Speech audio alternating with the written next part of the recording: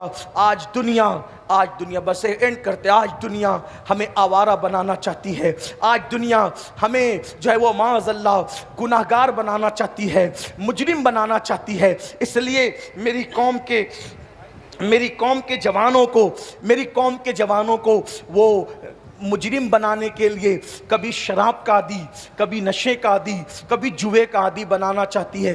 ایک بات یاد رکھنا، دنیا کو جو لرزہ ہے اور جو تکلیف ہے، جو اذیت ہے، وہ یہ ہے کہ ہم مال میں آگے بڑھ جاتے ہیں، ہم دولت میں آگے بڑھ جاتے ہیں، ہم ڈگریوں میں آگے بڑھ جاتے ہیں، لیکن اخلاق اب بھی مسلمانوں کے پاس وہ ہے کہ اخلاق کے معاملے میں دنیا کی کوئی قوم ان سے جیت نہیں سکتی۔ اب بھی مسلمانوں میں وہ اخلاق موجود ہیں، لیکن میرے بھائیوں، شراب کی وجہ سے، جوے کی وجہ سے، نشے کی وجہ سے ہمارے اخلاق اب دن بدن بدلتے جا رہے ہیں، ہمارے جوانوں سے وہ چیزیں چھینی جا رہی ہے۔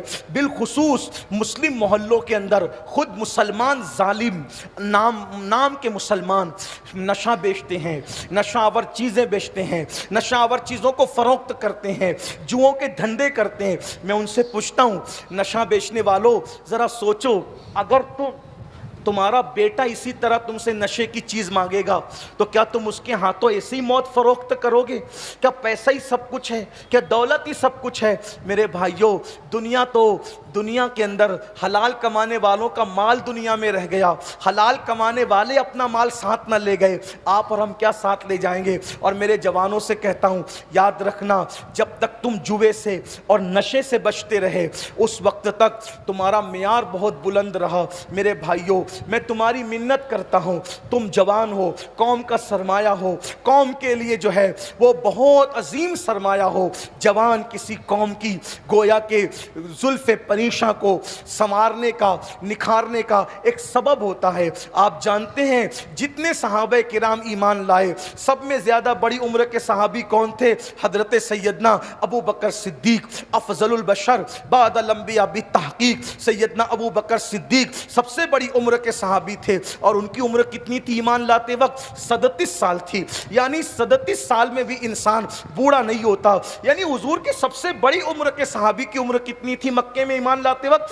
37 سال۔ اس کا مطلب ہر صحابی جوان تھا۔ تو اسلام میں جو انقلاب آیا ہے وہ جوانوں کے ذریعے سے آیا ہے، اور آج جوانوں کو ٹارگٹ کیا جا رہا ہے۔ اللہ اکبر۔ سعد ابن ابی وقاص کہتے ہیں، میرے چہرے پہ داڑھی کے بال بھی نکلنا شروع نہیں ہوئے تھے، میں نے جنگ احد میں حضور پہ آنے والے تیر کو اپنے سینے پہ روکا ہے۔ اور آقا ارشاد فرماتے ہیں، لوگوں جوانوں کی قدر کرو۔ آقا نے فرمایا، اس لیے ہم جوانوں تمہاری قدر کرتے ہیں۔ کیوں قدر کرتے ہیں پتہ؟ کیونکہ ہمارے آقا نے فرمایا کہ جوانوں کی قدر کرو، کیونکہ جب میں نے نبوت کا اعلان کیا تو بڈھوں نے میری دعوت کو رد کر دیا اور جوانوں نے میری دعوت کو قبول کر لیا۔ آقا نے فرمایا جوانوں نے میری دعوت کو قبول کر لیا، اس لیے جوانوں کی قدر کرو۔ اور یاد رکھنا، ہر عبادت کرنے والے کو صلہ ملتا ہے، مگر اللہ کے رسول صلی اللہ علیہ وآلہ وسلم ارشاد فرماتے ہیں، اللہ اکبر، جو جوان عبادت کرتا ہے اور گناہ سے بچتا ہے، اللہ اسے 70 صدیقوں کے برابر ثواب عطا فرماتا ہے۔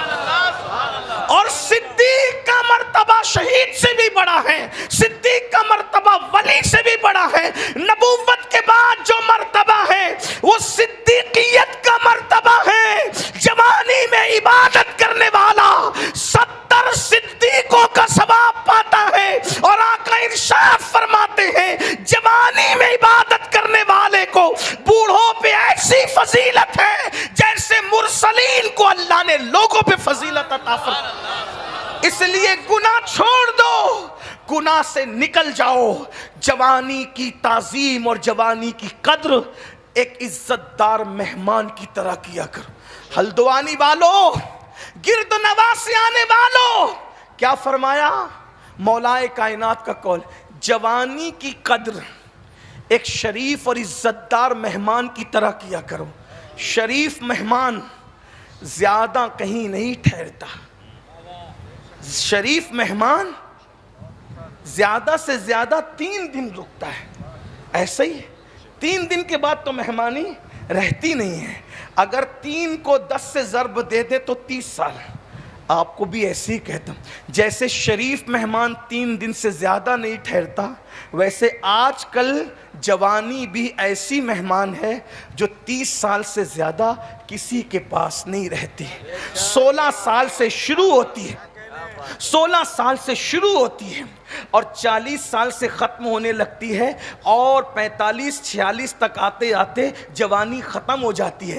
گھٹنوں کا درد، بال سفید، کمر کا درد، الگ الگ امراض، جوانی میں جو کھاؤ سب ہضم ہو جاتا ہے، لیکن 40 کے بعد انسان سوچ سوچ کے کھاتا ہے، یہ کھاؤں تو نقصان نہ، وہ کھاؤں تو نقصان نہ، وہ کھاؤں تو نقصان۔ تو جوانی کی قدر شریف مہمان کی طرح کیا کرو، اس کی عزت کرو۔ جیسے مہمان آنے کے لیے جاتا ہے، جیسے جانے کے لیے آتا ہے، مہمان جانے کے لیے آتا ہے، ویسے جوانی بھی جانے کے لیے آئی ہے۔ شراب پیو گے، نشہ کرو گے، ماں باپ کی ناقدری کرو گے، جہالت میں گم ہو جاؤ گے، اپنے وقت کو برباد کرو گے، یہ جوانی گزر جائے گی۔ جوانی پلنے کا، پالنے کا، جوانی ترقی کا، عروج کا وقت ہے۔ جوانی میں جو کما لیتا ہے بڑھاپا اچھا گزرتا ہے۔ جوانی میں مال بھی کماؤ، جوانی میں اعمال بھی کماؤ۔ اسلام افراط و تفریط سے پاک ہے۔ اگر تم لوگ نکڑوں پہ بیٹھے رہو گے تو مال کیسے کماؤ گے؟ اور ایک بات یاد رکھنا، میں ہر جلسے میں یہ بات کہتا ہوں کہ مسلمانوں مالدار بنو۔ یہ تمہیں کس نے سبق پڑھا دیا کہ اسلام غریبوں کا مذہب ہے؟ اگر اسلام صرف غریبوں کا مذہب ہوتا تو نظام زکوٰۃ کیوں ہوتا؟ نظام زکوٰۃ تو ہے اس لیے، اور نظام صدقہ کیوں ہوتا؟ غلاموں کو آزاد کرنے کا نظام کیوں ہوتا؟ آپ مجھے بتائیں، کیا غریب غلاموں کو آزاد کرے گا؟ کیا زکوٰۃ غریب دے گا؟ کیا صدقہ غریب دے گا؟ آپ مجھے بتائیں، کیا مسجدیں غریب بنائیں گے؟ کیا مدرسے غریب چلائیں گے؟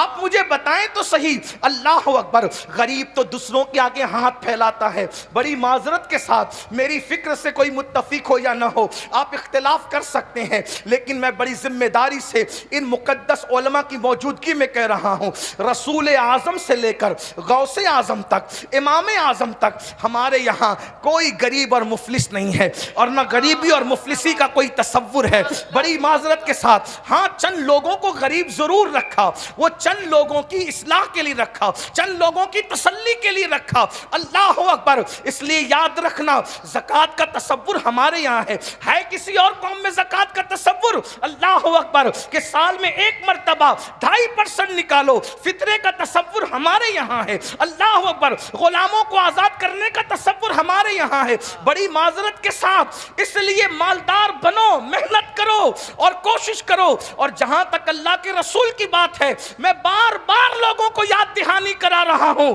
کہ اگر لوگوں کے کندھوں سے کندھا ملا کے کھڑے ہونا ہے، بازو سے بازو ملا کے کھڑے ہونا ہے، اور اسلام کو اور مسلمانوں کو ذلت سے بچانا ہے، تو اتنا کماؤ کہ جس قیمت کا لباس لوگ گھر سے پہن کے نکلتے ہیں، اس سے قیمتی تم پہن کر کے نکلو، تاکہ تمہیں کوئی حقارت کی نظر سے نہ دیکھ سکے۔ حضور علیہ السلام نے مکے میں پیون کا لباس پہنا، لیکن جب مدینہ منورہ میں بڑے بڑے مغرور سردار ملنے کے لیے آتے تو حضور ان سے زیادہ قیمتی جبے پہن کر بیٹھا کرتے تھے۔ وہ جو تحفے لے کر آتے، اس سے قیمتی تحفے لے کے بیٹھا کرتے تھے۔ سرداروں کے پاس تو کپڑے تھے، مگر یہاں لباس بھی تھا، حسن بھی تھا، روحانیت بھی تھی۔ آنے والا آتا تو متاثر ہو کے جاتا اور اپنا دل قربان کر کے جاتا۔ اس لیے یاد رکھنا، حالات کے تحت بدلنا ہوگا، لیکن کب تم مالدار بنو گے؟ 3 بجے تک انٹرنیٹ پہ زنا کی فلمیں دیکھو گے اور دوپہر میں 12 بجے تک سو کے اٹھو گے تو کیا ترقی کرو گے؟ اسکول میں جا کے لڑکیوں کو پٹاؤ گے تو کیا ڈگریاں حاصل کرو؟ یہ ہنسنے کی بات نہیں ہے۔ او ظالموں، جیسے بلی کی نیت چھچڑے میں ہے، ویسے تم نے اپنا کردار بنا لیا۔ جملے تلخ لگے تو معاف کرنا۔ ایک دور وہ تھا جب کوئی انسان اپنی بیٹی کی حفاظت چاہتا تو مسلمان کے گھر میں رکھ کر کے جاتا، اپنے رشتہ داروں کے گھر میں نہیں، مسلمانوں کے گھر میں، کہ یہ مسلمان ہے، یہ سب کچھ کر سکتا ہے، کسی کی بیٹی پر کبھی پاپ کی نظر نہیں اٹھا سکتا۔ یہ اپنا کردار تھا، یہ اپنا، کہاں گیا وہ کردار؟ کہاں گیا وہ؟ تو قصہ پارینہ ہو کر کے رہ گیا۔ تو میری گزارش ہے، رات کو جلدی سویا کرو، صبح کو جلدی اٹھا کرو. لوگوں کی صبح سورج نکلنے کے بعد ہوتی ہے, ہماری صبح سورج نکلنے سے پہلے ہوتی ہے. بے شک. سورج نکلنے سے بہت پہلے اپنی صبح ہوتی. جب اپنی دکان سورج نکلنے سے پہلے کھلے گی تو جو سورج نکلنے کے بعد آئے گا تو بولو ترقی کس کو زیادہ ملے گی. پھر اس کے بعد ہر قوم کوئی نہ کوئی چھٹی کا دن مناتی ہے, کوئی سیٹرڈے مناتی ہے, کوئی سنڈے مناتی ہے. ہمارے یہاں کوئی دن چھٹی کا نہیں, ہمارے یہاں کوئی دن چھٹی کا نہیں, کوئی دن چھٹی کا نہیں ہے. بے شک. ہمارے لیے جو سب سے قیمتی دن ہے وہ جمعہ ہے, عید المومنین. اس میں بھی چھٹی نہیں. کیا کہا؟ اذا نودی للصلاة من یوم الجمعہ فاسعوا الی ذکر اللہ وذروا البیع. جب جمعہ کی اذان ہو تو کاروبار بند کر دو.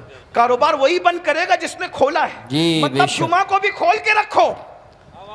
جمعہ کو بھی, جو 6 دن کمائے گا اس کی ترقی, اور جو 7 دن کمائے گا اس کی ترقی. کون زیادہ ترقی کرے گا؟ یہ جو دیندار اور دنیا دار کی خود ساختہ لکیریں تم نے بنائی ہے, یہ کوئی دنیا دار اور دینداری کی لکیریں کام نہیں آ سکتی. اگر کوئی بندہ فرائض واجبات کی پابندی کے ساتھ دکان پہ حلال کما رہا ہے تو وہ دنیا دار نہیں ہے, اسلام کی نظر میں وہ بھی دیندار ہے. بے شک. سبحان اللہ, سبحان اللہ. وہ بھی دیندار ہے. اس لیے کہ ایسا ہوا ہے, ایک صاحب فجر پڑھ کے سیدھا مارکیٹ جانے لگے تو کسی بزرگ نے کہا یا رسول اللہ کتنا اچھا ہوتا اس نے جانے میں جلدی کر دی. میرے کریم آقا نے فرمایا اگر یہ حلال کے لیے جا رہا ہے, اپنے بچوں کی محتاجی سے, اپنے بچوں کو محتاجی سے بچانے کے لیے جا رہا ہے, تو اس کا مارکیٹ میں جانا بھی عبادت ہے. جو حلال کماتے کماتے محنت کے پسینے میں شرابار ہوتا ہے, ہر پسینے کا قطرہ گناہ کا آخری حصہ لے کر کے ٹپکا کرتا ہے, اور جب وہ اپنے گھر تھک کر آتا ہے تو گناہ سے ایسے پاک ہو جاتا ہے جیسے وہ ابھی اپنی ماں کے پیٹ سے پیدا ہو. سبحان اللہ, ماشاء اللہ. مال کماؤ لیکن کیسے؟ فرعون کی طرح نہیں. مال کماؤ نمرود کی طرح نہیں. مال کماؤ بخت نصر کی طرح نہیں. مال کماؤ شداد کی طرح نہیں. بے شک. مال کماؤ صدیق اکبر کی طرح. مال کماؤ عثمان غنی کی طرح. مال کماؤ امام حسین کی طرح. مال کماؤ امام حسن کی طرح. کربلا کربلا کربلا سنتے ہو پڑھتے ہو, عقل نہیں آئی؟ آپ کے ہلدوانی میں بڑے سے بڑا کتنا بھی کروڑپتی آدمی ہو, اگر اس کے دروازے پہ کوئی بھیک مانگنے آئے زیادہ سے زیادہ کتنا دے گا؟ 10 روپے, 50 روپے, 100 روپے, اور اس پہ بھی سینہ پھلائے گا. کیا میرے قادری نے دیکھا کہ نہیں دیکھا؟ مفتی صاحب نے دیکھا کہ نہیں دیکھا؟ علامہ زاہد نے دیکھا کہ نہیں؟ یہی ہے نا. پتہ ہے امام حسین اور امام حسن کے دروازے پہ لوگ آتے تھے بھیک مانگنے. دوست لوگ نہیں, بھکاری لوگ بھیک مانگنے. 50-50 ہزار دے کے کہتے تھے اور ساتھ میں معافی بھی مانگتے تھے. آج بہت کم ہے اسی لیے اتنا دے دیا, کبھی زیادہ رہے گا تو پھر آ کر کے لے کے جائے. سبحان اللہ, سبحان اللہ. یہ غریب لوگ, یہ غریب لوگ ہیں جو 50-50 ہزار بھیک میں دے دے. یہ غریب لوگ ہیں. تو آپ کی اور ہمارے امام حسین بھی غریب نہیں, ہمارے اور آپ کے امام حسن بھی غریب نہیں, ہمارے آپ کے امام اعظم بھی غریب نہیں, ہمارے آپ کے غوث اعظم بھی غریب نہیں, ہمارے آپ کے رسول اعظم بھی غریب نہیں, بلکہ اللہ اکبر ہم انہیں غریب کس منہ سے کہیں؟ ظاہری میں بھی ان کی دولت لاکھوں میں تھی. یہ اور بات تھی, صبح آتی تھی شام کو تقسیم کر کے پیٹ پہ پتھر باندھ لیتے تھے, کیونکہ وہ غریبوں کے بھی رسول تھے اور امیروں کے بھی رسول. سبحان اللہ, سبحان اللہ. اس لیے اپنے وقت کا صحیح استعمال کرو اور مالداری کے چکر میں دینداری مت بھول جانا. اس لیے کہ مالداری کے ساتھ مالداری کے ساتھ اگر دینداری بھول جاؤ گے تو پھر فرعون بن جاؤ, جی, نمرود بن جاؤ, بخت نصر بن جاؤ گے. مالداری اوقات مت بھولنا. کتنا بھی اللہ نواز دے, کیا سمجھنا میں بندہ ہی. بے شک. اور دینے والے کو ہمیشہ یاد رکھنا. ایک بات یاد رکھنا, جو دینا جانتا ہے وہ چھیننا بھی جانتا ہے. بے شک. ہم لوگوں سے زیادہ انٹرنیٹ سے آپ کا تعلق ہے.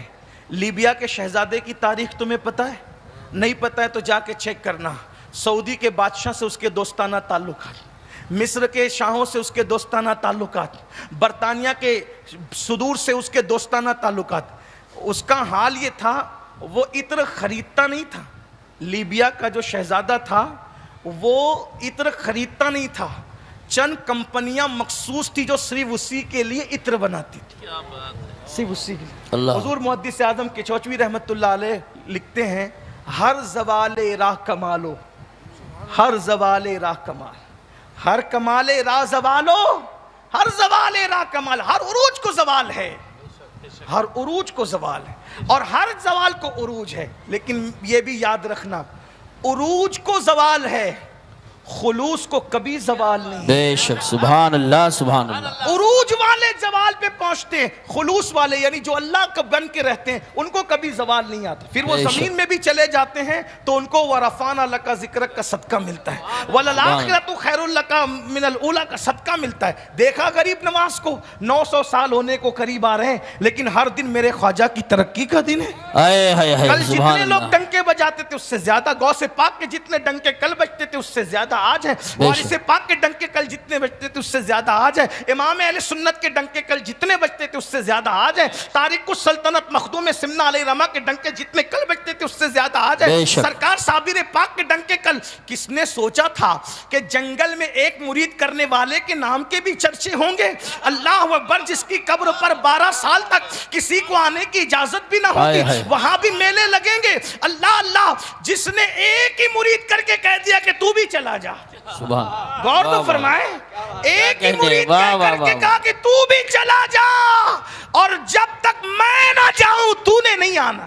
توجہ فرمائیں، اللہ اللہ، کیا انداز ہے، تو بھی چلا جا جب تک میں نہ جاؤں تو نہیں آنا، اور بتا دیا کہ جو اس کے مخلصین ہوتے ہیں ان کو ڈنکے کے لیے بندوں کی ضرورت نہیں ہوتی، وہ تو یار منا کر کے سبحان اللہ سبحان اللہ، دنیا میں عزتیں حاصل کیا کرتے ہیں۔ بے شک بے شک۔ تو میں بات سمیٹ رہا تھا لیکن کان میں عنوانات کی برسات ہوتی جا رہی ہے، تو میں 2 باتیں عرض کر دوں، سننا چاہیں تو عرض کر دوں، مجھے کہا جائے ارشاد۔ ہاں، مشکل نہیں ہے کہ اگر آپ اس طرح فرمائش کرتے رہیں گے تو میں شکر کے طور پہ کہہ رہا ہوں کہ میں کبھی بولتا نہیں، میں نے آج تک بولا نہیں، ہمیشہ میں بلوایا گیا ہوں، الحمدللہ۔